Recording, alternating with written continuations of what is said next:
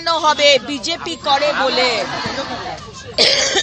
আর আপনি কোনো টিম এখানে পাঠাতে পারবেন না, তাই না? রাহুল গান্ধী আপনার টিম কোথায়? প্রিয়াঙ্কা গান্ধী আপনার টিম কোথায়? মণিপুরের জন্য আপনাদের টিম ছিল, কুচবিহারের জন্য আপনাদের টিম নেই।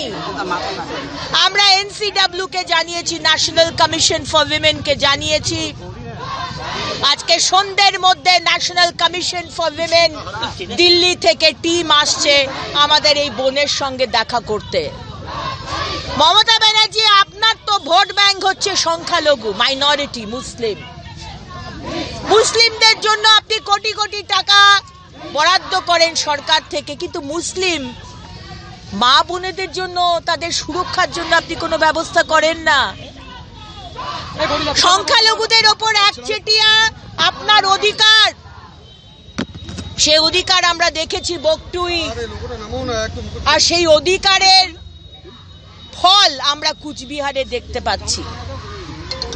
আর পুলিশ, মমতার পুলিশ, তারা বলছে না না কিছুই হয়নি, এটা হচ্ছে পারিবারিক বিবাদ।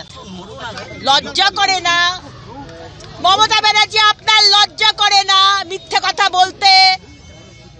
আপনি এবং আপনার পুলিশ দিনের পর দিন মিথ্যে কথা বলেন। মহিলাদের ওপর অত্যাচার হলে আপনি বলেন পারিবারিক বিবাদ। পারিবারিক বিবাদ এটা নয়, এটা পলিটিক্যাল বিবাদ। কারণ আমাদের এই বোন, সে বিজেপি মাইনরিটি মোর্চার জেলার একজন খুব সক্রিয় কর্মী, তাই পুলিশের ওপর আমাদের ভরসা নেই। আমরা সিবিআই তদন্ত চাই।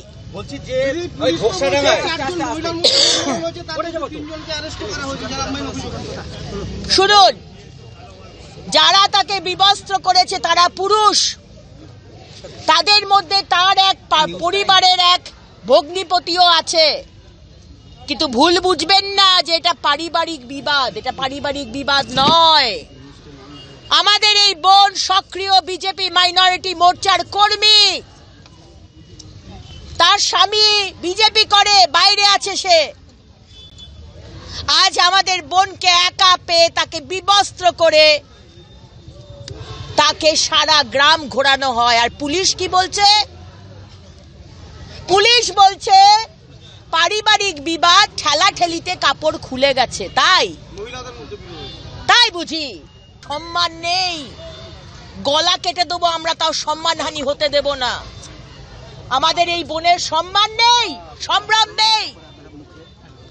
পুলিশের বললাম তো, চুল্লি বার পানি মে ডুব কে মারনা চাইয়ে না, আমি আগেও বলেছিলাম আপনাদের মরা উচিত।